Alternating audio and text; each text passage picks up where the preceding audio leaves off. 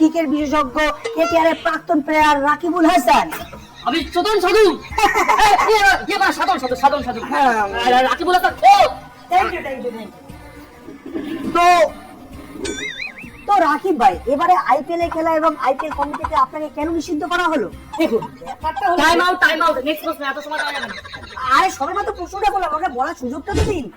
তো রাকিব ভাই, আপনার কি মনে হয় এবছর কোন দল জিতবে? দেখুন, আমি যখন কলকাতা খেলেছি তা আমার মনে হয় টাইম আউট নেক্সট প্রশ্ন। আরে বড় আজব আবার লোক তো আপনি, ওনাকে বলতে তো দিন। আচ্ছা, এনাকে যে স্টুডিওতে রাখা হয়েছে, তো ইনি কি বালটা ছিঁড়েছেন? কি বাবা ছেড়েছি আমি? কি বাবা ছেড়েছি?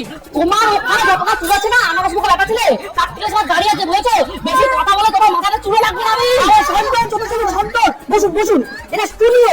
তুমি বাবা আগে ঠিক করে নামটা নিতে শেখো। বড় একটা বালের হোস্ট হয়েছে, একটা বালের ক্রিকেট প্লেয়ার দেখছা লেওড়া, সব করে একটা বড় বড় লেওড়া এখানে বাবা গেলাম, আমি থাকবে না।